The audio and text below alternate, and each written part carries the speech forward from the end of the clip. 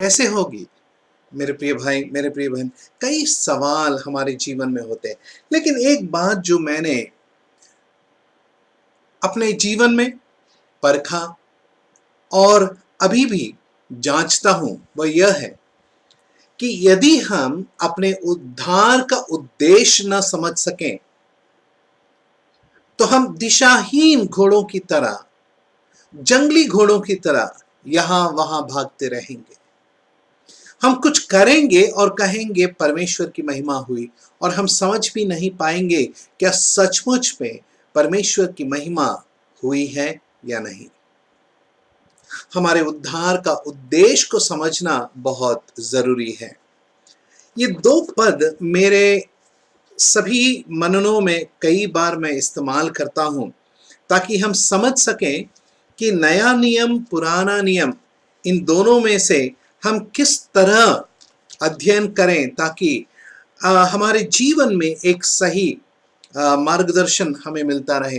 देखिए मेरे साथ मत्ती रचित सुसमाचार उसके 13वें अध्याय में जब हम आते हैं, जहां प्रभु यीशु मसीह क्रमानुसार स्वर्ग के राज्य के दृष्टांतों को बता रहे हैं, यहां हम 52वें वचन में एक बहुत सुंदर बात पढ़ते हैं। मत्ती रचित सुसमाचार उसका 13वां अध्याय और उसका 52 वचन, वर्स 52। उसने उनसे कहा उसने उनसे कहा इसलिए हर एक शास्त्री जो स्वर्ग के राज्य का चेला बना है, उस ग्रंथ के समान है जो अपने भंडार से नई और पुरानी वस्तुएं निकालता है। पढ़े गए इस भाग पर परमेश्वर की बहुतायत की आशीष हो। इस वचन को समझते हुए अपने जीवन में इस वचन को लागू कर सकें, प्रभु हमारी सहायता करें।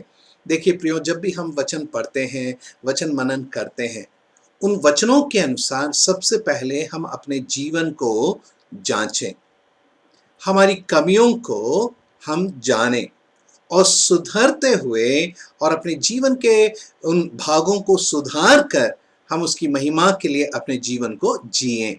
इन 3 शब्दों को हम याद रखेंगे। हमें अपने आप को जांचना है, हमें अपने कमियों को जानना है, सुधार के साथ उसकी महिमा के लिए अपने जीवन को जीना है। प्रियो, इस वचन में जब हम पढ़ते हैं तो स्वर्ग के राज्य का जो चेला है वह एक गृहस्थ के समान है। एक गृहस्थ अर्थात जो घर का देखरेख करता है। यह उसका घर है, उसके बीवी है, उसके बच्चे हैं, उसके घर में काम करने वाले लोग हैं, उसके खेतों में काम करने वाले लोग हैं, अलग अलग व्यवसायों में काम करने वाले लोग हैं जो उसके अधीनता में रहते हैं। अब इसकी जिम्मेदारी है कि वह अपने पत्नी की, अपने बच्चों की, अपने सेवकों की, अपने कुटुंबियों की हर एक जरूरत को पूरी करे। उन जरूरतों को पूरी करने के लिए उसके पास एक कमरा होता है। उस कमरे में पुरानी वस्तुएं भी है, नई वस्तुएं भी हैं, और उस कमरे की चाबी इस गृहस्थ के हाथ में है। अब यह गृहस्थ उस कमरे में से नई वस्तुओं को कब इस्तेमाल करना है, पुरानी वस्तुओं को कब इस्तेमाल करना है, यह निर्णय लेते हुए अपने पूरे परिवार की देखरेख करता है। आप और मैं अपने वैयक्तिक जीवन में भी पुराने नियम से हो या नए नियम से हो, हम अध्ययन को अपने जीवन को सुधारने के लिए, दूसरों के लिए हमारा जीवन प्रेरणादायक हो, इसके लिए इस्तेमाल करते हैं।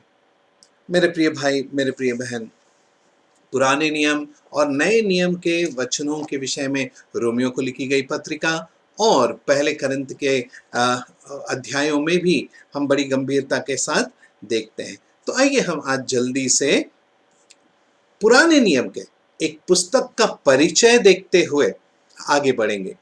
यह पुस्तक है जकरिया की पुस्तक, और जकरिया की पुस्तक के पहले अध्याय के पहले वचन को पढ़कर आज इस पुस्तक की पृष्ठभूमि को देखने का प्रयास करेंगे। जकरिया की पुस्तक पहला अध्याय और पहला वचन। दारा के राज्य के दूसरे वर्ष के 8वें महीने में जकरिया भविष्यवक्ता के पास, जो बेरेकिया का पुत्र और यिद्रो का पोता था, यहोवा का यह वचन पहुंचा। हम यहाँ पर एक समय काल को देखते हैं। दारा के राज्य के दूसरे वर्ष के 8वें महीने में, समय बहुत जरूरी। दूसरा, यहां हम एक व्यक्ति को देखते हैं, जकरिया भविष्यद्वक्ता। तीसरा, उस व्यक्ति के परिचय को देखते हैं कि वह कौन था, जो बेरेकिया का पुत्र और इद्दो का पोता था। चौथा, इस पद में उस व्यक्ति को परमेश्वर ने क्या दिया, हम देखते हैं, यहोवा का यह वचन पहुंचा। यदि हम पढ़ रहे हैं कि यहोवा का यह वचन पहुंचा, इसका अर्थ है कि परमेश्वर का वचन जो जकरिया के पास आया वह हमारे लिए भी कितना बहुमूल्य है। लेकिन एक बड़ी चेतावनी के साथ आगे बढ़ना चाहूंगा। पुराने नियम के इन पुस्तकों को समझते समय, पढ़ते समय, सबसे पहले उनकी पृष्ठभूमि को समझना बहुत जरूरी है। दूसरी बात, किसको लिखी गई है या किन व्यक्तियों के लिए, किस जन समूह के लिए यह पुस्तक लिखा गया है या परमेश्वर का वचन आया है, उसे समझना बहुत जरूरी है। तीसरा, यह क्या कारण था कि वह वचन उनके पास पहुंचे, वह भी समझना जरूरी है। चौथा, इन वचनों का प्रभाव उन पर क्या हुआ, यह भी समझना जरूरी है। और पांचवा, हमारे आत्मिक जीवन के लिए यह अध्ययन किस तरह लाभदायक है। 5 बातें देखी। 5 मतलब अनुग्रह। मेरे प्रिय भाई, मेरे प्रिय बहन, जकरिया की पुस्तक को समझने का हम प्रयास कर रहे हैं। एक छोटा सा उदाहरण मैं देकर आगे बढ़ना चाहूंगा। कई बार हम उत्पत्ति की पुस्तक पढ़ते हैं। उत्पत्ति की पुस्तक किसके द्वारा लिखी गई? पवित्र आत्मा की प्रेरणा से मूसा ने उत्पत्ति की पुस्तक लिखा। यह किसके लिए लिखा गया? यह मूलतः मिस्र से छूटकर आए हुए इस्राएलियों के लिए, जो वायदे के देश में प्रवेश करने के बाद यहोवा परमेश्वर की विधियों के अनुसार चले, उनके लिए लिखा गया है। और इसके बाद हम देखते हैं कि इस पुस्तक में परमेश्वर की प्रेरणा किस प्रकार से है। किसने लिखा? मूसा ने लिखा। मूसा कभी कनान देश में नहीं गया। मूसा कभी बबलोन नहीं गया। मूसा कभी ऊर प्रांत में नहीं गया। मूसा इन प्रांतों को कभी नहीं जानता था। मूसा ने अपने जीवन के पहले 40 वर्ष मिस्र में बिताए। उसके बाद के 40 वर्षों में वह जंगल में था। अपने ससुर के भेड़ बकरियों को वह चराता था। वह एक चरवाहा बन गया था। और उसके बाद के 40 वर्षों में हम देखते हैं कि उसने इस्राएल की अगुवाई यर्दन नदी तक किया। मेरे प्रिय भाई, मेरे प्रिय बहन, यह मूसा जो 120 वर्ष तक रहा, अपने 120 वर्ष के इस समय काल में कभी भी उन भागों में वह प्रवेश नहीं किया जिनका वह जिक्र उत्पत्ति की पुस्तक में करता है ना आश्चर्य की बात। कभी भी उन जातियों से नहीं मिला जो उन प्रांतों में रहते थे, लेकिन बड़े सटीकता के साथ, स्पष्टता के साथ और प्रमाण के साथ उन स्थानों का नाम, उन जातियों का नाम लिख पाया है। कैसे लिख पाया? यह परमेश्वर के आत्मा का प्रेरणा है। मेरे प्रिय भाई, मेरे प्रिय बहन, इसलिए आज भी जब हम उत्पत्ति के उन वचनों को पढ़ते हैं कई गंभीर उपदेश हम उत्पत्ति से सीख पाते हैं। परमेश्वर का हम धन्यवाद करें कि पवित्र बाइबल जो हम पढ़ रहे हैं ये मनुष्य की कल्पना नहीं, लेकिन परमेश्वर के प्रेरणा से रचा गया शास्त्र भाग है। जकरिया की पुस्तक में जब हम आते हैं तो यह पुस्तक समझने के लिए कि पवित्र बाइबल में इसका स्थान क्या है, हमें जल्दी से कुछ बातों को देखना होगा। सबसे पहले पवित्र बाइबल के पहले 5 पुराने नियम के पहले 5 पुस्तक, जिसे अंग्रेजी में पेंटेट्यूट कहते हैं। मैं अपने इग्नोरेंस या अपने अज्ञानता को मैं जाहिर करना चाहूंगा कि पेंटेट्यूट शब्द का हिंदी में क्या भाषांतर है मैं नहीं जानता, लेकिन जो पहले 5 पुस्तक हैं उन्हें मूसा ने लिखा। इसके बाद इतिहास के पुस्तक शुरू होते हैं जो 12 पुस्तक हैं। या जब हम यहोशू से शुरू करते हैं, यहोशू के बाद न्यायों की पुस्तक, और इस तरह से जब हम आगे बढ़ते हैं तो हमें 12 इतिहास के पुस्तक मिलते हैं, दूसरे इतिहास तक। उसके बाद हम भजन के या गीत के पुस्तक देखते हैं, कविताओं की पुस्तक देखते हैं, और ये 5 पुस्तकें हैं। उसके बाद हम भविष्यवाणियों की पुस्तकों को देखते हैं जो कुल मिलाकर 17 हैं, जिनमें से 5 बड़े भविष्यद्वक्ताओं की पुस्तक, मेजर प्रोफेसीज और मेजर प्रॉफिट्स, और उसके बाद 12 माइनर प्रॉफिट्स। अब इन सब भागों में जकरिया की पुस्तक कहां आती है? भविष्यवाणी की पुस्तक है, माइनर प्रॉफिट्स, यह जो आखिरी 12 पुस्तकों का संग्रह है, वहां पर जकरिया का पुस्तक आता है। लेकिन समय काल के अनुसार यह पुस्तक, जैसे हमने पढ़ा, दारा के राज्य के दूसरे वर्ष के 8वें महीने में यह एग्जाइल अर्थात जो बंधुआई में गए थे उनके पुनः स्थापना के समय के दौरान की पुस्तक है। इन्हें और बेहतर समझने के लिए हम यदि गौर करें तो पुराने नियम में जो इतिहास है, जब यहोशू के पुस्तक के बाद न्यायों का, उसके बाद राजाओं का समय आया, पहला राजा शाऊल, उसके बाद दाऊद, उसके बाद सुलेमान, तीनों ने 40 वर्ष राज्य किया। सुलेमान के राज्य के बाद जब राज्य का विभाजन हुआ, उत्तरी 10 राज्य जिन्हें इस्राएल कहा गया, और उनका जो राजधानी थी समरिया थी। दक्षिण के 2 जो गोत्र थे जिन्होंने यहूदा का वह राज्य स्थापित किया, जिसकी राजधानी यरूशलेम थी। इन बातों को हम स्पष्टता के साथ शमूएल से लेकर इतिहास के पुस्तकों तक देख सकते हैं। उत्तरी 10 राज्य जो हैं असीरिया के समय में वे बंधुआई में लेकर चले गए। बंधुआई में जाने के बाद वे वापस कभी नहीं आए। वे असीरियों के द्वारा पूरी रीति से तितर बितर कर दिए गए। उसके बाद बबलोन के राजाओं ने नबूकदनेस्सर राजा के समय काल में हम देखते हैं कि यहूदा का भी बंधुआई में जाना हुआ। वे बंधुआई में चले गए।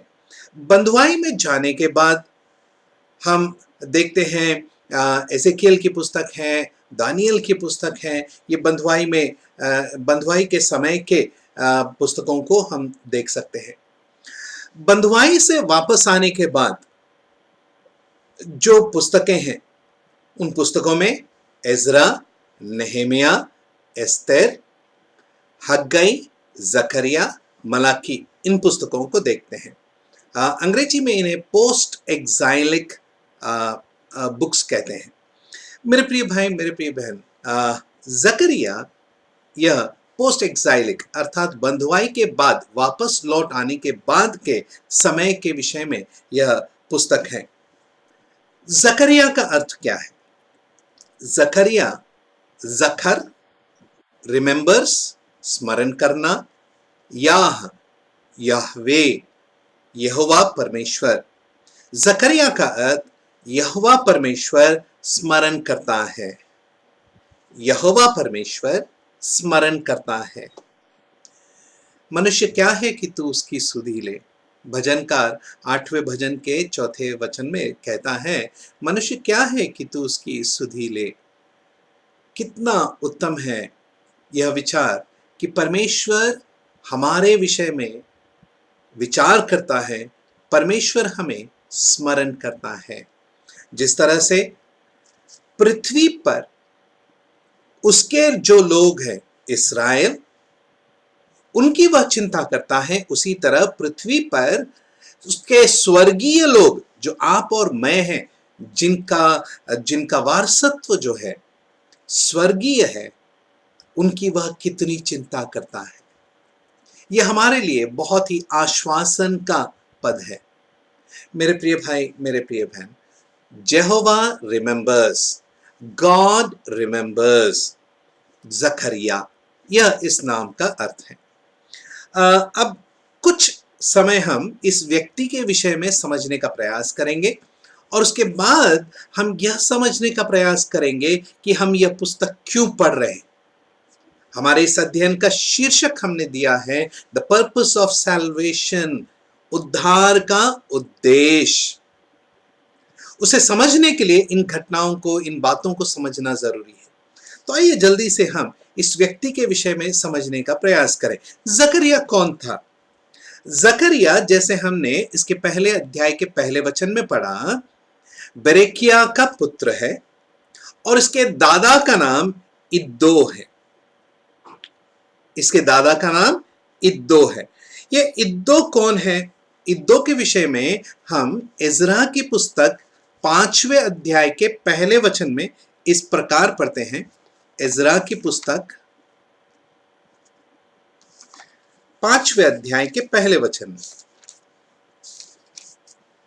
पहला वचन जी। ओके। तब तब हाग्गे नामक नमी और यिद्रो का पोता जकरिया यहूदा और यरूशलेम के यहूदियों से नबूवत करने लगे। उन्होंने इस्राएल के परमेश्वर के नाम से उनसे नबूवत की।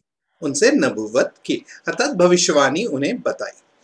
अब यहां पर हम स्पष्ट रीति से देखते हैं कि हग्गई नामक नबी और इद्दो के पोता जकरिया, इन दोनों का बहुत गहरा असर इस्राएलियों पर हुआ और उन बातों को हम अभी थोड़ी देर में देखने वाले हैं और उनसे हमारे लिए जो आत्मिक पाठ हैं उन्हें हम सीखने वाले हैं। अब पहली बात हमने देखा, जकरिया का अर्थ परमेश्वर स्मरण करता है।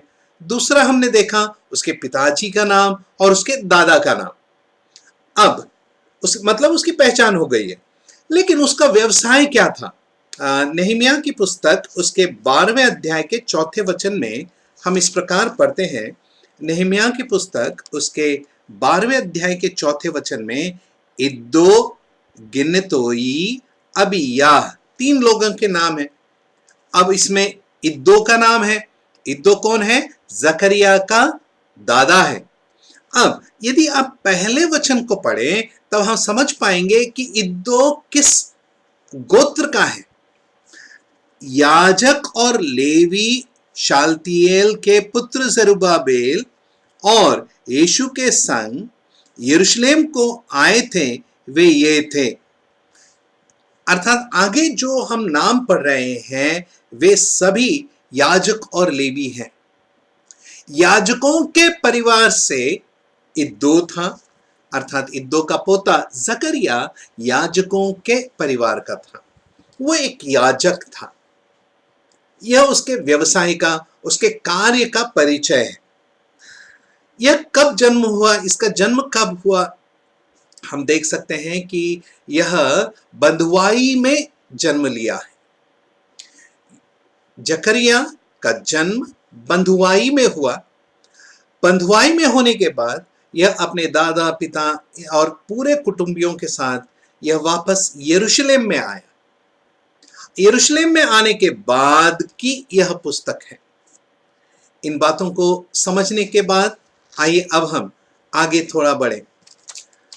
इज़रा की पुस्तक 5वें अध्याय के पहले वचन में अभी हमने देखा कि हग्गई और जकरिया, इन दोनों के द्वारा परमेश्वर के वचन इस्राएलियों के पास पहुंचे हैं। सवाल यह है, परमेश्वर का वचन इन दोनों के द्वारा एक ही समय काल में इस्राएलियों के पास क्यों पहुंचा? यदि हम उस बात को समझ सकेंगे तो मैं विश्वास करता हूं हम अपने उद्धार के उद्देश्य को भी समझ सकेंगे और हम अपने इस उद्धार भरे जीवन, इस महान उद्धार पाए हुए जीवन में एक दिशा पा पाएंगे। जिस तरह मैंने कहा कि हम अपने जीवन के उद्देश्य को नहीं जानते हैं या हमारे उद्धार के इस जीवन को या इसके उद्देश्य को नहीं समझ पाते हैं, इसीलिए हम उन जंगली घोड़ों की तरह जीते हैं जिनका कोई दिशा नहीं होता है। जहां मन किया वहां वे भागते हैं, दौड़ते हैं। लेकिन जो प्रभु यीशु मसीह के चेले हैं उनका जीवन तो ऐसा नहीं होना चाहिए। आइए मेरे प्रिय भाई, मेरे प्रिय बहन, इज़रा की पुस्तक उसके पहले अध्याय के 4 वचनों को पढ़ेंगे। पहले 4 वचन और 5 अलग अलग विषयों के अनुसार हम समझने का प्रयास करेंगे कि हमारे इस उद्धार का उद्देश्य क्या है। इज़रा की पुस्तक पहला अध्याय और उसके पहले 4 वचन। फारस के राजा कुस्रू के पहले वर्ष में यहोवा ने फारस के राजा कुस्रू का मन उभारा कि यहोवा का जो वचन यिर्मयाह के मुंह से निकलता है था वह पूरा हो जाए। इसलिए उसने अपने समस्त राज्य में यह प्रचार करवाया और लिखवा भी दिया, फारस का राजा कुस्रू यूं कहता है, स्वर्ग के परमेश्वर यहोवा ने पृथ्वी भर का राज मुझे दिया है और उसने मुझे आज्ञा दी कि यहूदा के यरूशलेम में मेरा एक भवन बनवा। उसकी समस्त प्रजा के लोगों में से तुम्हारे मध्य में जो कोई हो उसका परमेश्वर उसके साथ रहे। वह यहूदा के यरूशलेम को जाकर इस्राएल के परमेश्वर यहोवा का भवन बनवाए। जो यरूशलेम में है वही परमेश्वर है। और जो कोई किसी स्थान में रह गया हो जहाँ वह रहता हो उस स्थान के मनुष्य चांदी, सोना, धन और पशु देकर उसकी सहायता करें और इससे अधिक यरूशलेम स्थित परमेश्वर के भवन के लिए अपनी अपनी इच्छा से भी भेंट चढ़ाएं। तब यहूदा और बिंजामीन के जितने धन्यवाद पढ़े गए इस भाग पर परमेश्वर की बहुतायत की आशीष हो। सबसे पहला विषय जो हम यहाँ पर देखते हैं, फारस के राजा क्रिस्तु के पहले वर्ष में। यह फारस का राजा क्रिस्तु कौन है? Cyrus the great, king of Persia. यह राजा बबलोन के पूरे साम्राज्य को हराकर उन पर अब अधिकारी हुआ है। उसने अपने इस अधिकार को, अपने इस जय का श्रेय किसे दिया है? खुद नहीं लिया है। देखिए, यदि आप ध्यान से दूसरे वचन को पढ़ें, वहां हम पढ़ते हैं, स्वर्ग के परमेश्वर यहोवा ने पृथ्वी भर का राज्य मुझे दिया है। ये राजा क्रिस्तु कौन है? अन्य जाति है, इस्राएली नहीं है, लेकिन उसने अपने जीवन में यह बात समझ लिया है और उसका प्रगटीकरण भी कर रहा है, उसका प्रचार भी कर रहा है कि यह राज्य, पूरे पृथ्वी भर का राज्य जो मुझे मिला है, यह मेरे सामर्थ्य से नहीं है, मेरे रथों से नहीं है, मेरे योद्धाओं से नहीं है, लेकिन स्वर्ग के परमेश्वर यहोवा की ओर से। क्या फारस के राजाओं के अपने परमेश्वर नहीं है? हैं, अपने देवी देवताएं हैं, सूर्य की उपासना करते हैं, अग्नि की उपासना करते हैं, लेकिन राजा क्रिस्तु अपने इस राज्य का श्रेय उनमें से किसी को न देते हुए वह यहोवा परमेश्वर को यह श्रेय दे रहा है। मेरे प्रिय भाई, मेरे प्रिय बहन, रोमियो को लिखी गई पत्रिका के आखिरी अध्यायों में 13 अध्याय से लेकर आगे जब हम पढ़ते हैं, हमारे ऊपर जो अधिकार में है, आज बीजेपी का गवर्नमेंट है, महाराष्ट्र में तीन गुटों का एक गवर्नमेंट है। इन्हें जो कोई भी वहां बिठाता है वो मनुष्य नहीं है और न ही उनका सामर्थ्य है, लेकिन यह परमेश्वर की ओर से है। इसीलिए रोमियो की लिखी गई पत्रिका में हम यह उपदेश पाते हैं कि हम उनकी अधीनता में रहते हुए आज्ञाकारी बने रहे और उनके लिए भी प्रार्थना करते रहें। मेरे प्रिय भाई, मेरे प्रिय बहन, वह अलग अध्ययन है, उसमें अभी नहीं जाएंगे। हमारा अध्ययन फिलहाल एजरा से कुछ गंभीर बातों को सीखना है। राजा क्रिस्तु के विषय में हम यशायाह नबी की पुस्तक उसके 45वें अध्याय में पढ़ते हैं। यशायाह नबी की पुस्तक में 45वें अध्याय में जब राजा क्रिस्तु के विषय में पढ़ते हैं, हमें यह समझना है कि राजा क्रिस्तु के जन्म के कई 100 साल पहले, 300-400 साल पहले ये वचन लिखे गए।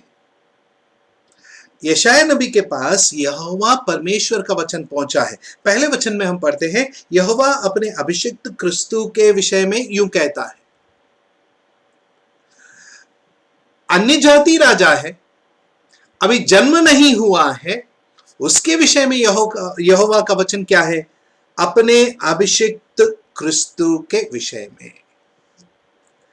यह राजा जो है, यह परमेश्वर की ओर से नियुक्त किया गया है, यह परमेश्वर की ओर से अभिषेक किया गया है और परमेश्वर की ओर से इसका हृदय उभारा गया है।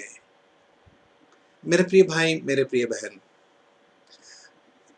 यहां हम जिन विषयों को पढ़ रहे हैं, इनका प्रभाव मेरे जीवन में बहुत अधिक है, विशेष रीति से मेरे सेवकाई के विषय में।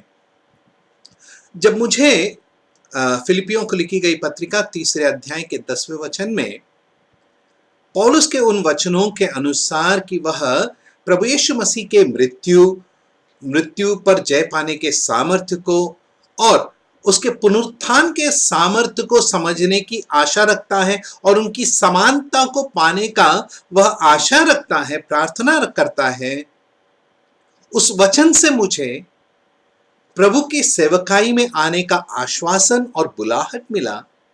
वहीं यशायाह नबी की पुस्तक 45वें अध्याय के पहले 3 वचनों से मेरी पत्नी सिस्टर नीरजा को हमारे इस सेवकाई में जुड़ने का आश्वासन मिला। ये बहुत गंभीर विषय है प्रियो।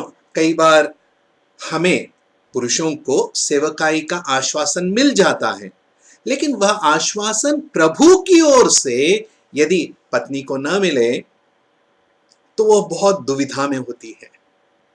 परमेश्वर का मैं धन्यवाद करता हूं कि बहन को भी परमेश्वर ने क्रिस्तु के इन वचनों के द्वारा आश्वासन दिया और हम पूर्ण रीति से प्रभु की सेवा के लिए अलग हुए। क्रिस्तु राजा के विषय में हम देखते हैं कि परमेश्वर ने उसे चुना, परमेश्वर ने उसका अभिषेक किया, परमेश्वर ने उसके मन को उभारा। इन 3 बातों को जब हम पढ़ते हैं, हम यह बात स्पष्ट रीति से जान लेते हैं कि परमेश्वर पूरे नियंत्रण में है। आइए मेरे साथ नीति वचन उसके 21वें अध्याय के पहले वचन को पढ़कर देखें। नीति वचन 21वां अध्याय पहला वचन।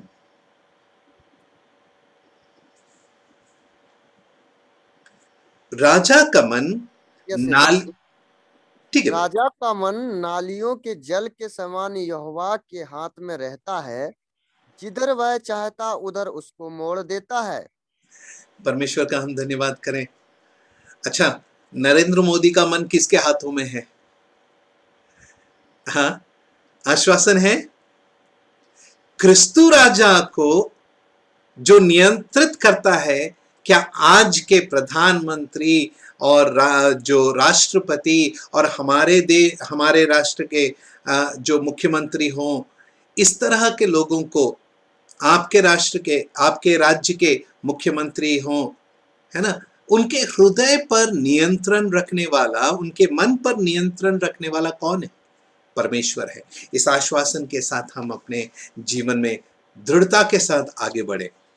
राजा क्रिस्तु के जीवन को नियंत्रित करने वाला परमेश्वर है और उसकी प्रेरणा से अब राजा क्रिस्तु ने यहां एक प्रचार करवाया है। This is an decree through out his kingdom. और क्या प्रचार करवाया है?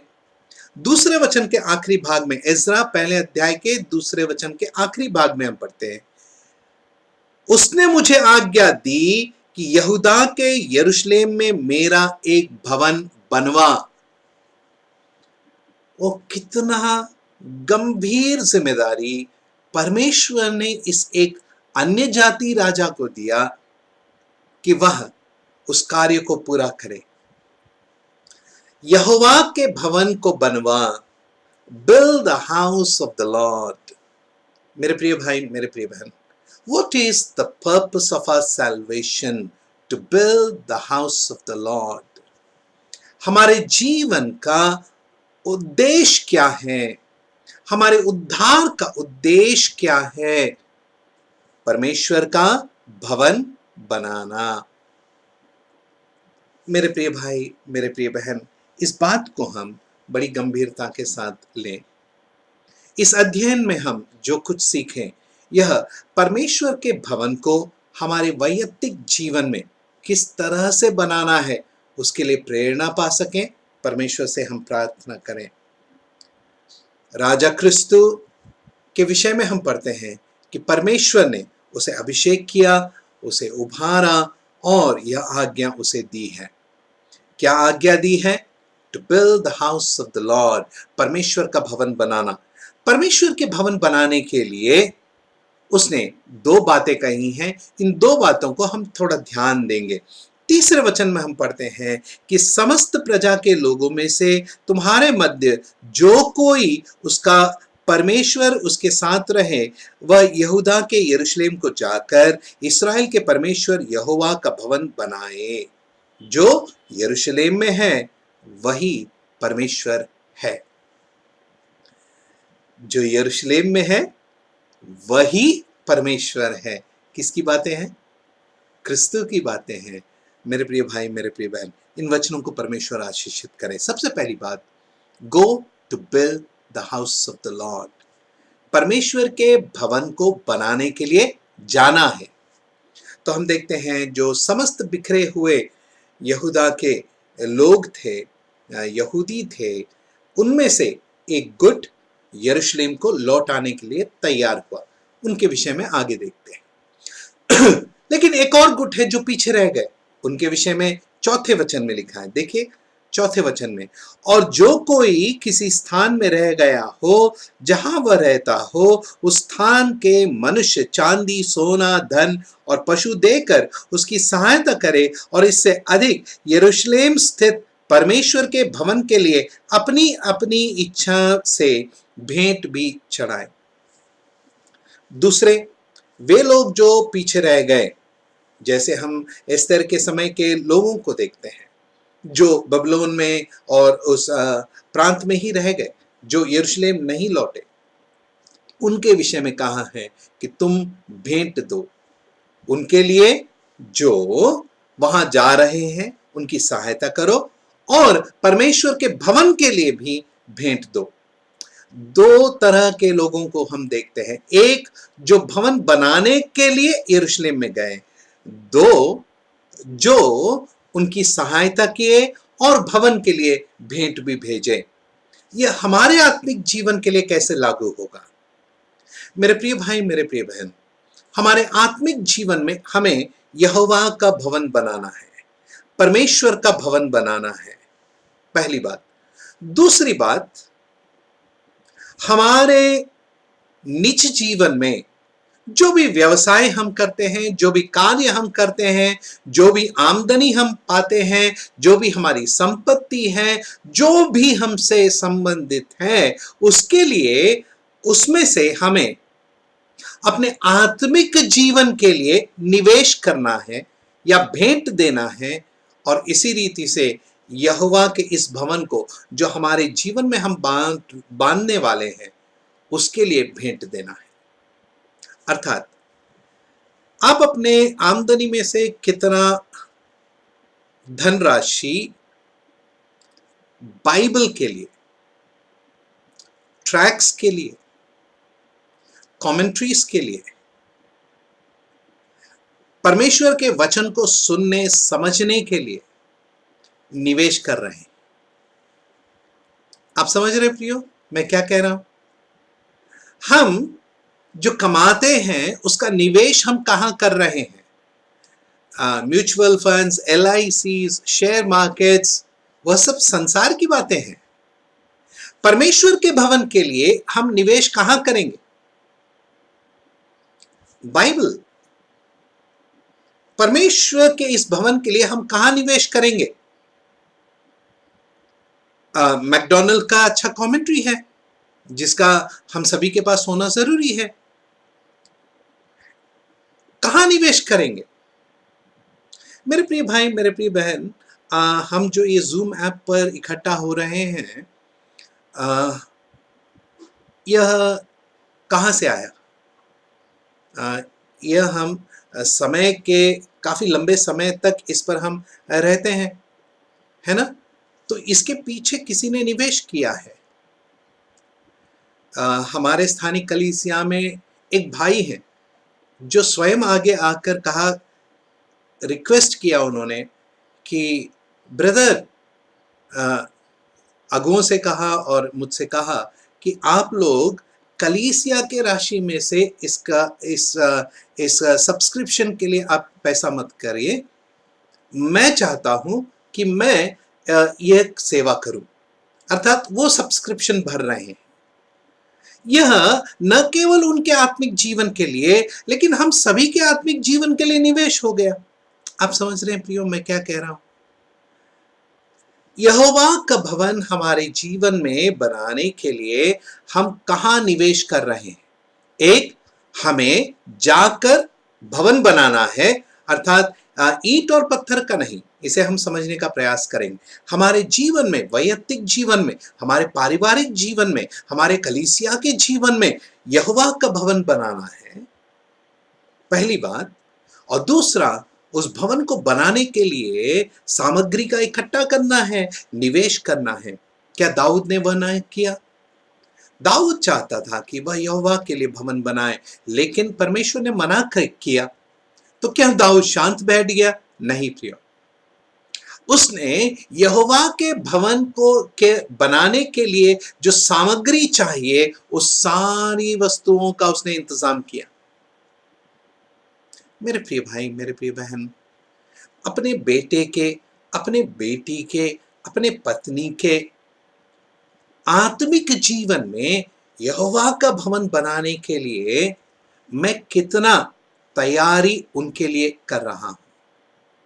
जिस तरह दाऊद ने सुलेमान के लिए वो सारी सामग्री की तैयारी करके रख दी थी, उस तरह मैं अपने पत्नी, अपने बच्चों, अपने परिवार के, कुटुंबियों के जीवन में यहोवा के भवन बनाने के लिए किस तरह से सामग्री का निवेश मैं कर रहा हूं या मैं उसका इंतजाम कर रहा हूं।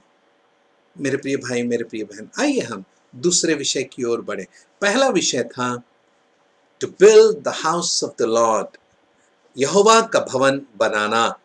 इसके लिए दो तरह से कार्य करना जरूरी है। सबसे पहले बनाना है, दूसरा निवेश करना है या तैयारी करना है। इन दोनों बातों को हम याद करें। दूसरा विषय जो हम देख रहे हैं, इज़रा की पुस्तक 3 अध्याय के पहले 2 वचन पढ़ेंगे। इज़रा की पुस्तक 3 अध्याय और पहले 2 वचन। जब 7वां महीना आया और इस्राएली अपने अपने नगर में बस गए, तो लोग यरूशलेम में एक मन होकर इकट्ठे हुए, तब योसादाक के पुत्र यीशु ने अपने भाई याजकों समेत और सल्तियेल के पुत्र जरुब्बाबेल में अपने भाइयों समेत कमर बांधकर इस्राएल के परमेश्वर की वेदी को बनाया कि उस पर होम बलि चढ़ाएं, जैसा कि परमेश्वर के भक्त मूसा की व्यवस्था में लिखा है। तब उन्होंने धन्यवाद। प्रियो, हम देखते हैं कि इज़रा के पहले अध्याय में क्रिस्तु का यह प्रचार हुआ कि वे लौटे और जरुब्बाबेल और यीशु के अधीनता में या उसके उनके अगुवाई में एक भीड़ निकलकर, एक झुंड निकलकर वापस यरूशलेम में आ गए। यरूशलेम में आने के बाद 7वें महीने में, अर्थात क्रिस्तु राजा के पहले वर्ष के राज्य के 7वें महीने में उन्होंने आकर क्या किया? तुरंत भवन बनाना शुरू नहीं किया। उन्होंने सबसे पहले परमेश्वर की वेदी को बनाया। परमेश्वर की वेदी को बनाकर उस पर मूसा के व्यवस्था के अनुसार जो बलियां देना था, होम बलियां, वो सारे बलि देना उन्होंने प्रारंभ किया। वहां पर उन्होंने बलि दिया। मेरे प्रिय भाई, मेरे प्रिय बहन, यहोवा का भवन बनाने से पहले वेदी हम देखते हैं। वेदी लहू के बहाए जाने का एक प्रतीक है। वेदी प्रभु यीशु मसीह के बलिदान का प्रतीक है। मेरे प्रिय भाई, मेरे प्रिय बहन, जिसका उद्धार नहीं हुआ उसके जीवन में परमेश्वर का भवन नहीं बन सकता है। आपका कोई बेटा है या बेटी है जिसका उद्धार नहीं हुआ है, तो आप उनके जीवन में यहोवा का भवन कैसे बनाएंगे? नहीं बना सकते हैं। हाँ, आप क्या कर सकते हैं? सारे भेंट, सारी सामग्री की तैयारी कर सकते हैं। अर्थात अपने उस बेटे को, अपने उस बेटी को, या आपकी पत्नी को, या आपके पति को जिसका उद्धार नहीं हुआ है। हम पढ़ते हैं ना प्रियो, करंतियों में, पत्नी का उद्धार हुआ है, पति का उद्धार नहीं हुआ, वे दोनों मिलकर रहना चाहते हैं, मिलकर रहने दें। पति का उद्धार हुआ, पत्नी का नहीं हुआ, वे दोनों मिलकर रहना चाहते हैं, मिलकर रहने दें, ताकि इसके द्वारा अविश्वासी पत्नी हो या पति हो या उनके बच्चे हो, उन्हें सुसमाचार सुनने का मौका मिलता है। यह तैयारी है प्रियो। जरूरी है कि हम अपने परिवार के उन सदस्यों को जिनका उद्धार नहीं हुआ है, जितना हो सके सुसमाचार के सभाओं में उन्हें बिठाएं। बाइबल स्टडी में, आराधना के सभा में वे बैठते हैं, अच्छी बात है, लेकिन जितना हो सके उतना सुसमाचार के सभाओं में उन्हें बिठाना जरूरी है, ताकि परमेश्वर के वचनों के द्वारा उनका उद्धार हो सके। उद्धार पहला चरण है। उद्धार नहीं है तो यहोवा का भवन, परमेश्वर का भवन हम अपने वैयक्तिक जीवन में, पारिवारिक जीवन में और मंडली कलीसिया के जीवन में बना नहीं सकते हैं। उद्धार वो पहला चरण है। वेदी वो पहला स्थान है जहां से हम यहोवा के भवन के निर्माण का कार्य शुरू कर सकते हैं। अब आइए हम जब उत्पत्ति उसके 12वें अध्याय में जाते हैं। उत्पत्ति 12वें अध्याय में हम जानते हैं, 12वें अध्याय में अब्राहम को परमेश्वर ने बुलाया। परमेश्वर ने जब अब्राहम को बुलाया तो उसके बाद वह कनान देश में आया। कनान देश में पहुंचने के बाद पहला काम उसने क्या किया? पहला काम उसने क्या किया? देखिए 12वें अध्याय के 7वें वचन में हम इस प्रकार पढ़ते हैं। तब यहोवा ने अब्राहम को दर्शन देकर कहा, यह देश मैं तेरे वंश को दूंगा। और उसने वहां यहोवा के लिए, जिसने उसे दर्शन दिया था, एक वेदी बनाई। यहोवा परमेश्वर के आज्ञा के अनुसार और उसकी अगुवाई में जब अब्राम कनान देश पहुंचा, तब परमेश्वर ने उसे दर्शन दिया और उससे कहा कि यह सारा देश मैं तेरे वंश को दूंगा। ये नहीं कहा कि तुझे दूंगा, कहा तेरे वंश को दूंगा। इस दर्शन के बाद सबसे पहला काम जो अब्राम ने किया वह था परमेश्वर के लिए वेदी बनाया। इसे मैं दर्शन की वेदी कहता हूं। एक विश्वासी को अपने जीवन में दर्शन की वेदी होना, उसके जीवन में दर्शन की वेदी होना बहुत जरूरी है। दर्शन की वेदी का मतलब मैं ये नहीं कहूंगा कि आपको सपने में प्रभु यीशु मसीह दिखाई दे, मैं वो नहीं कह रहा हूं।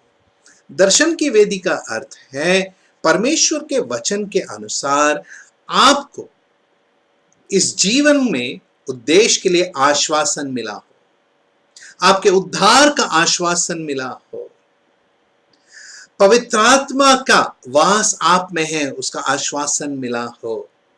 दर्शन की वेदी 8वें वचन में हम देखते हैं कि अब्राम वहां से आगे बढ़ा, बेथेल और आई के बीच में उसने प्रार्थना के लिए एक वेदी बनाया।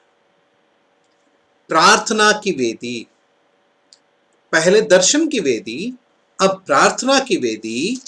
13वें अध्याय के 18 वचन में हम देखते हैं कि अब्राम जो मिस्र में गया, वहां से वापस लौट कर आया और अपने भतीजे लूत से वह अब अलग हो चुका है।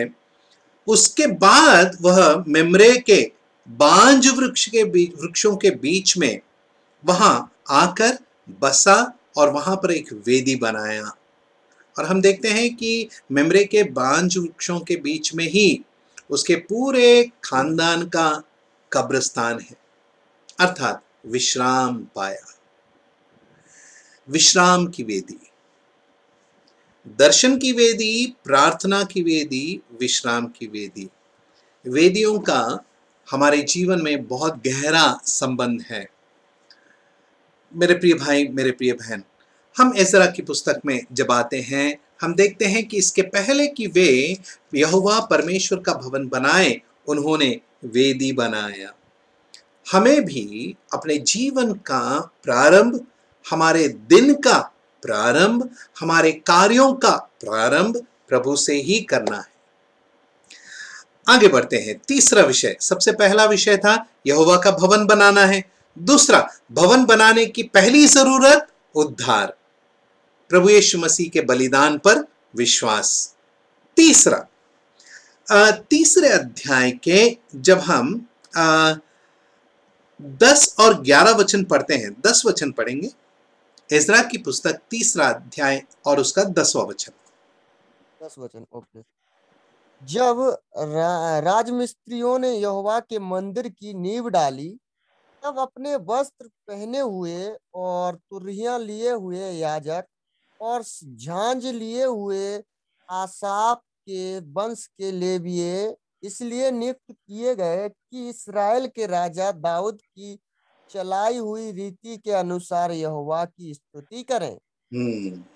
परमेश्वर के इन वचनों पर हम अपना मन लगाएं प्रिय। राजमिस्त्रियों ने यहोवा के मंदिर की नींव डाली।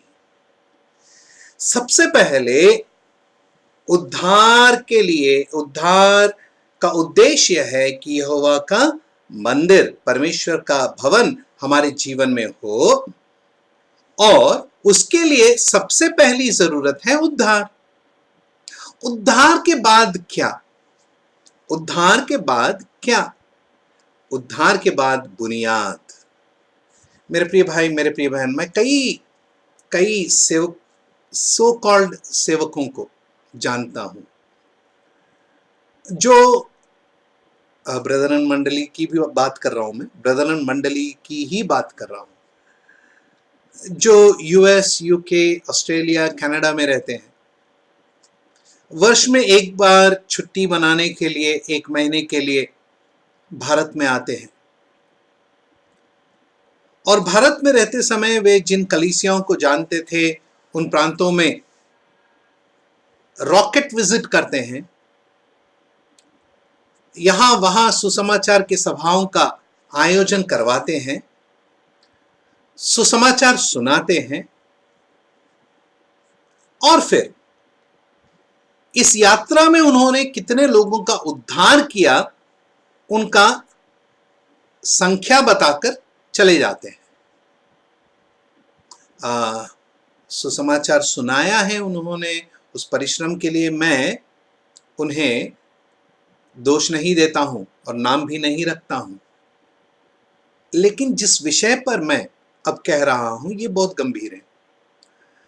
कई नॉमिनल क्रिश्चियंस के पास भी वे जाते हैं, कई परिवारों में जाते हैं, वे कहते हैं उद्धार हो गया, उसके बाद क्या? बुनियाद कौन डालेगा? जिनका उद्धार हुआ उन्हें स्थानिक मंडली जो नए नियम के वचनों के अनुसार चल रही है, जहां पर खरी शिक्षा है, वहां उन्हें क्यों नहीं जोड़ा गया? उद्धार हो गया यह कहकर उन्हें छोड़ दिया। वे वापस वहीं, जो कैथोलिक परिवार से आए थे, वे आज भी रोमन कैथोलिक चर्चेस में जा रहे हैं और उनका जीवन वैसा ही है। टीका है, बिंदी है, मंगलसूत्र है, अगरबत्तियां हैं, वो अगरबत्तियां आज भी उनके घर में हैं। क्या लाभ? क्या लाभ? बुनियाद कौन डालेगा? मेरे प्रिय भाई, मेरे प्रिय बहन, बुनियाद क्या है? यह बुनियाद कौन है? पहला करंती 3 अध्याय में जब हम आते हैं, पहला करंती 3 अध्याय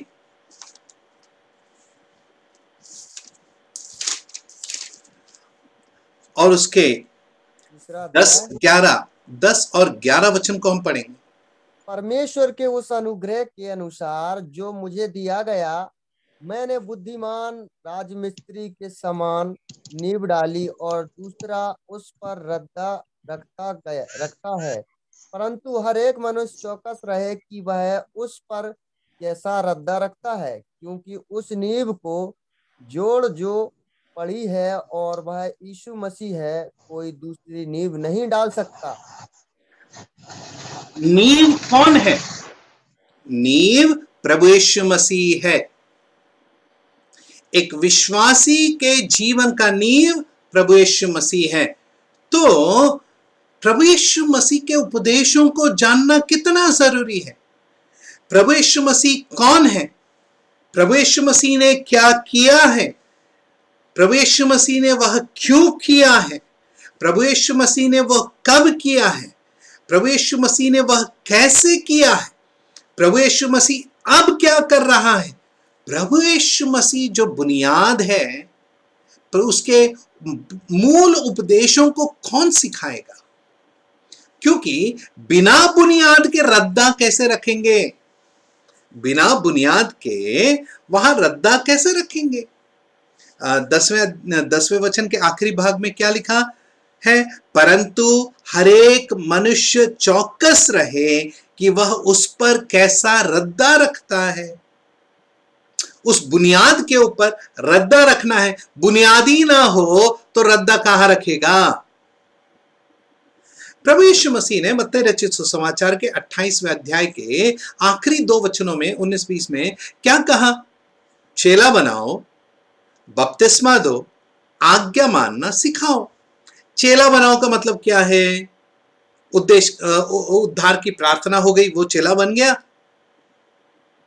बुनियाद, जब तक वो बुनियाद ना होगी, वो बुनियाद को ना समझेगा, तब तक वह बपतिस्मा के लिए प्रेरणा कैसे पाएगा?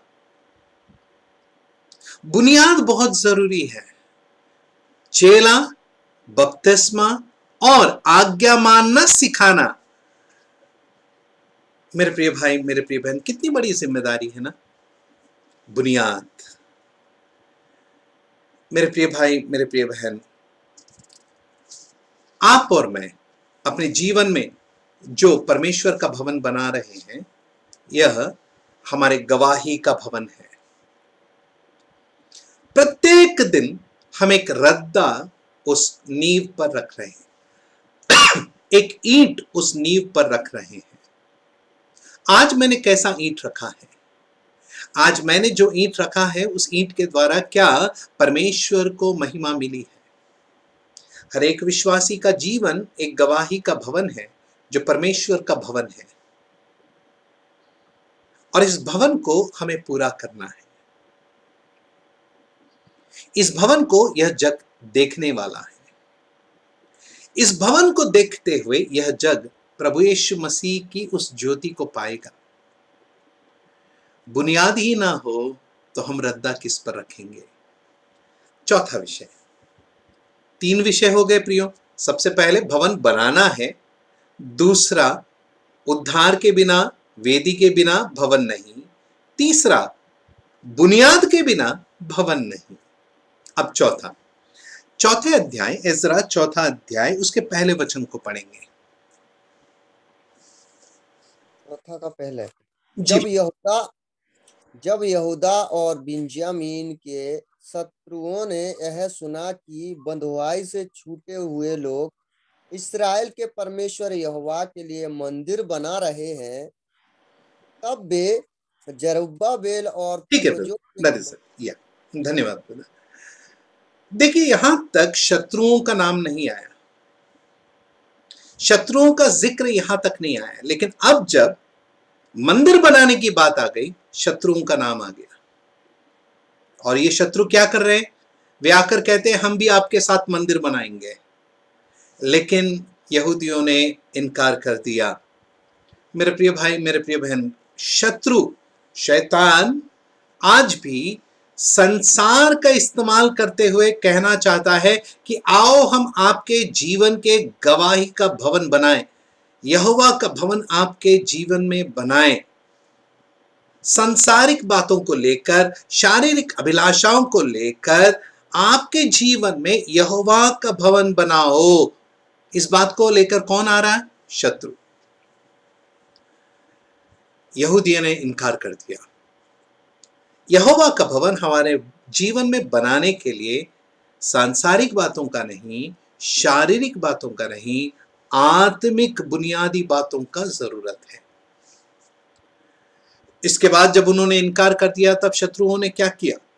उनको निराश करने के लिए, उनको हताश करने के लिए उन्होंने सारे हथकंडे अपनाए, उनके विरुद्ध खड़े हो गए, राजाओं को चिट्ठियां लिखी, और आखिरी में इन सारी बातों का परिणाम क्या हुआ? चौथे अध्याय के 24वें वचन में हम पढ़ते हैं, तब परमेश्वर के भवन का काम जो यरूशलेम में है रुक गया। आज कई विश्वासियों के जीवन में यहोवा के भवन का काम शुरू हुआ था, वे जानते नहीं हैं, शुरू हुआ था, बड़े उत्साह के साथ, बड़े उल्लास के साथ उन्होंने शुरू किया था, उद्धार पाया, अच्छी बुनियाद, प्रभु यीशु मसीह के विषय में उन्होंने अच्छी बुनियाद पाई, उस पर उन्होंने ईंट रखना भी शुरू किया। लेकिन धीरे धीरे शैतान ने सांसारिक बातों के उलझन में, शारीरिक अभिलाषाओं के उलझन में डालकर उस भवन के निर्माण कार्य को रोक दिया है। आज हम जकरिया की पुस्तक इसीलिए पढ़ रहे हैं कि हमारे बीच में कोई भाई या बहन हो जिनके जीवन में परमेश्वर के भवन पर या परमेश्वर के भवन का निर्माण कार्य रुक गया हो, वे आज पुनः शुरू कर सकें। मेरे प्रिय भाई, मेरे प्रिय बहन, संसार और शरीर का इस्तेमाल करते हुए वह शत्रु यहोवा के भवन के निर्माण कार्य को रोक देता है। जिस तरह हमने एजरा की पुस्तक 5वें अध्याय के पहले वचन में पढ़ा, हग्गई और जकरिया इनका इस्तेमाल करते हुए परमेश्वर ने उस भवन निर्माण कार्य को दोबारा शुरू करवाया। हग्गई के पुस्तक को पढ़ना चेतावनी के वचन है, जकरिया के पुस्तक में चैन के वचन है। There is criticism, there is comfort. चेतावनी भी है, चैन भी है।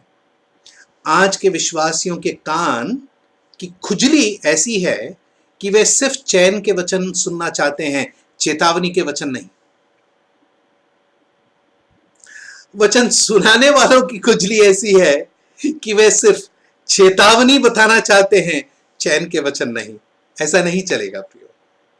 परमेश्वर के वचन में आपके और मेरे वैयक्तिक जीवन में यहोवा के भवन को बनाने के लिए चेतावनी के वचन और चैन के वचन दोनों हैं, और दोनों बहुत जरूरी हैं। एक गृहस्थ के हाथ में चाबी है। किस समय कैसे वचन का उपयोग करना है, उस गृहस्थ को मालूम होना चाहिए। मेरा समय पूरा हुआ है प्रियो। इस भाग को पूरा करते हुए हम जकरिया के पहले अध्याय को अगले सेशन में अध्ययन करने का प्रयास करेंगे। इस सुंदर समय के लिए मैं परमेश्वर का धन्यवाद करता हूं। सारी महिमा, आदर, गौरव, सम्मान प्रभु यीशु मसीह के मधुर और मीठे नाम में परमेश्वर पिता को मिले। ग्वालियर स्थानिक मंडली, BDTI, आप सभी का मैं आभारी हूं। सारी महिमा, आदर, गौरव, सम्मान प्रभु यीशु मसीह के मधुर और मीठे नाम में परमेश्वर को मिले। आमीन। धन्यवाद ब्रदर। आमीन। बहुत बहुत धन्यवाद सर। बहुत ही सुंदर रीति से आज का सुंदर वचन जो हम सभी के बीच में आपने जो क्रम भाई क्रम आपने जो रखा है, उसके लिए बहुत बहुत धन्यवाद सर। सच में परमेश्वर का वचन जो इतना जरूरी है हमको कि हम अपने जीवन में इसको लागू करें, हम इसको जानें, क्योंकि ये महान सच्चाई है जो आप हमें बताई। परमेश्वर आपको आशीष करे। Thank you so much sir. प्रभु आपको आशीष करे। प्रभु के नाम की महिमा हो। और जुड़े हुए सभी भाई बहनों को भी मैं तहे दिल से धन्यवाद देना चाहता हूँ, जिन्होंने बड़ी ही ध्यानपूर्वक रीति से आज का सुंदर वचन सुना है। उसके लिए भी मैं तहे दिल से उनको धन्यवाद देना चाहता हूँ। सर, हम आपका भी एक बार फिर से धन्यवाद देना चाहते हैं हमारी मातृ मंडली की ओर से कि आपने हमारे लिए जो अपना कीमती समय दिया है और आपने जो मेहनत हमारे लिए करते हैं, उसके लिए बहुत बहुत धन्यवाद सर। प्रभु आपको आशीष करे। अभी हमारा समय हो गया कि हम लोग समाप्ति की ओर बढ़े, और समाप्ति के लिए मैं आग्रह करना चाहूंगा, हमारे बीच में जॉन अंकल जी हैं इंदौर से। मैं अंकल जी से रिक्वेस्ट करना चाहूंगा कि अंकल जी कृपया करके हमें प्रार्थना में अगुवाई करें और आज की सभा को हम लोग यहीं पे समाप्त। आइए हम प्रार्थना करें। जी है। हमारे स्वर्गीय पिता प्रभु जी, धन्यवाद के साथ आपके चरणों में हम आता है प्रभु जी।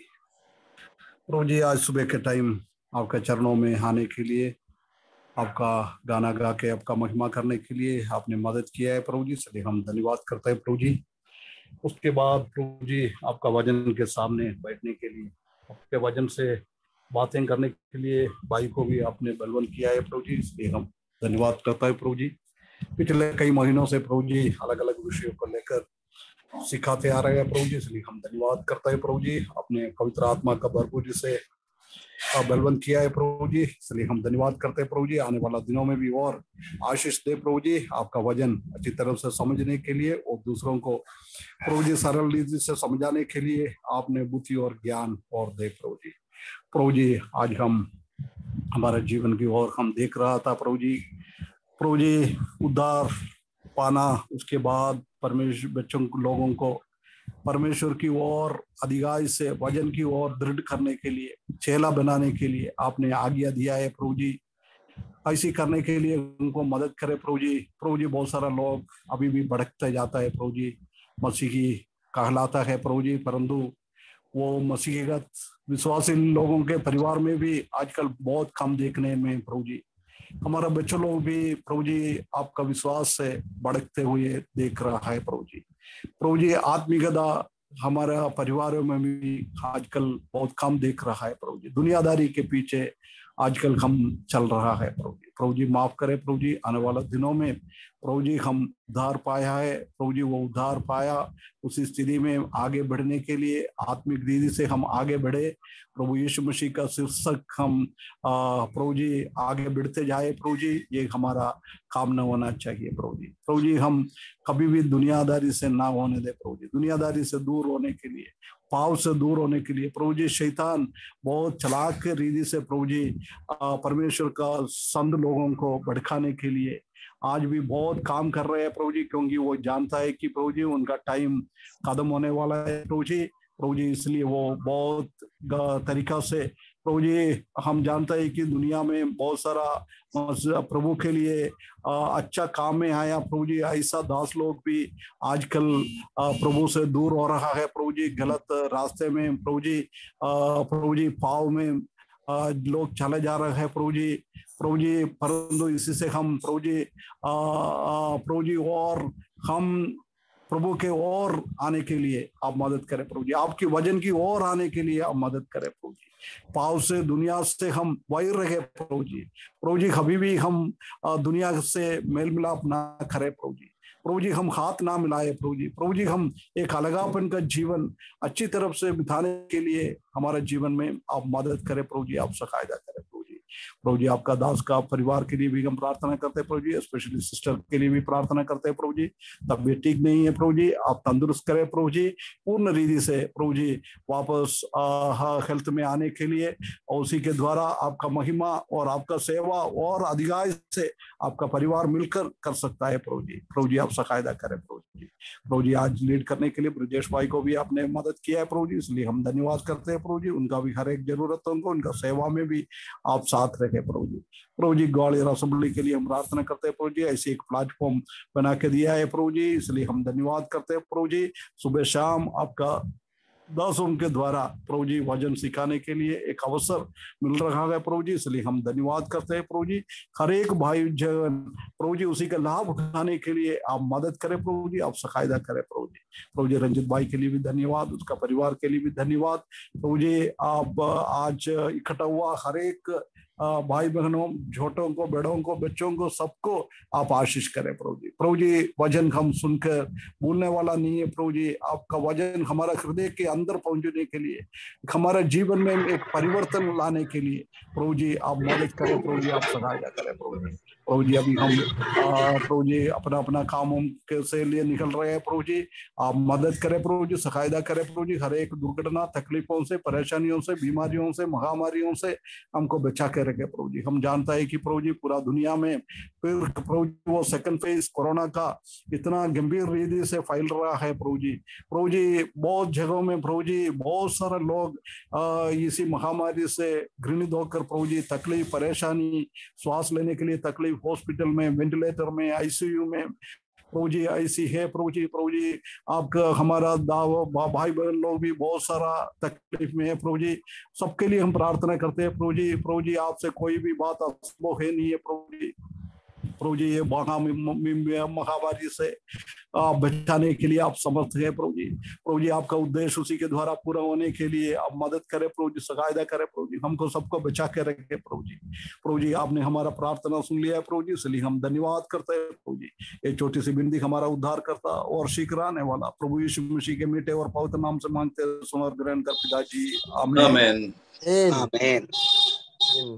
सभी को बहुत बहुत धन्यवाद, प्रभु के नाम की महिमा हो। सभी को जय मसीह, सभी को जय मसीह की, जय मसीह की, सभी को जय। थैंक यू सर, आपने सुंदर धन्यवाद जॉर्ज ब्रदर, धन्यवाद जय मसीह की जॉनसन भाई, John brother, praise the Lord, धन्यवाद ब्रदर, धन्यवाद। Doing good, brother. Praise the Lord. Thank you for the wonderful message. Sibi brother, thank you. Thank you, uncle. Thank you. John brother, Bobby brother, praise the Lord. Thank you so much for kind words. John brother, मैं meetings में रहने के कारण मैं शाम को प्रार्थना में जुड़ नहीं पाता, लेकिन आप लोग प्रार्थना करते रहते हैं, मेरा मन आप लोगों के साथ जुड़ा रहता है ब्रदर। बस वही काफी है ब्रदर। यस कई बार सोचता हूँ लेकिन मीटिंग्स के कारण नहीं ज्वाइन हो पाता हूँ, सो सॉरी। या जॉनसन ब्रदर, जय मसीह की। सुंदरलाल जी, धन्यवाद ब्रदर, धन्यवाद, प्रेज गॉड, जय मसीह की। Ranjit brother, praise the Lord, जय मसीह की सर, जय मसीह की। दीपू भाई, जय मसीह की। बहुत बहुत धन्यवाद देता हूँ सर आपको, मैं स्वीकार करता हूँ। Thank you so much sir, आपके द्वारा जय हम सभी से, BDTI से, सभी के से परमेश्वर हम सभी से बात कर रहे हैं। और इन दिनों में परमेश्वर हमको मदद करे कि हम परमेश्वर के वचनानुसार अपने जीवन को बिताने पाए। जो वचन आप बोलते हैं वो हमारे प्रैक्टिकल लाइफ के लिए ही है। Thank you very much. George uncle जय मसीह की। जय मसीह की ब्रदर। जय मसीह, जय मसीह। कैसे हो? ठीक है, ठीक है। सेवा सब अच्छा चल रहा है? हाँ जी जी जी। ಸೇವ್ ಕನೆ ಇಲ್ಲಿ ಚುಕ ತರಗದ सभी को जय मसीह की। जय जय बहुत मसीह बहुत धन्यवाद brother. Thank you brother, thank you. Ranjit sir जय मसीह की। जय मसीह बिशप साहब। हमारा सुंदर भाई का कमेंडेशन हो गया, बहुत खुशी की बात है। Oh praise God, praise God, praise God. Yes, प्रभु की महिमा है, आप लोगों की प्रार्थना थी। प्रभु का महिमा के लिए हो। जी जी। 2004 से 5 से सेवा में है ना? 2000 वैसे में तो 3 से था। आप बताओ। और 2012 से फिर मतलब अलग होकर के काम बंद करके सेवा किया था। जी, प्रभु ने मदद किया, आप लोगों की सहयोग प्रार्थना था। सुंदरलाल भाई, जब से प्रभु यीशु मसीह ने आपको कमेंडेट करके रखा है, धन्यवाद। जी जी जी सर, बहुत बहुत धन्यवाद अंकल जी, आप लोगों की प्रार्थना के लिए भी और सेवा दुनिया का कलीसिया वाला कमेंडेट नहीं किया तो उससे पहले प्रभु यीशु मसीह ने आपको कमेंडेट किया है। मैंने कभी नहीं सोचा अंकल, मेरा जिस दिन कमेंडेशन भी हुआ तो मुझे मन लगता ही नहीं था कि मेरा क्या हुआ। कोई मुझको हम एक जैसे लगा ना, मैंने भले कागज पा गया लेकिन कोई मुझे वो नहीं था कि मैं पहले से प्रभु ने हमें काम किया था। बस प्रभु आत्मा दे रहा है, हो गया, हम वही खुश है। प्रभु ने वचन के द्वारा जैसे हम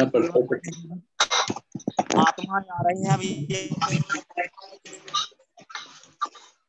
प्रभु महिमा के लिए बढ़ते जाओ ब्रदर। प्रभु का स्तुति है, सभी को जय मसीह की। बहुत बहुत धन्यवाद, बहुत अच्छा लगा, बहुत ऐसा ही मिलते रहो, प्रभु का नाम का महिमा करते रहे। जय मसीह की। जय मसीह की सभी को। जय मसीह की। रंजीत भाई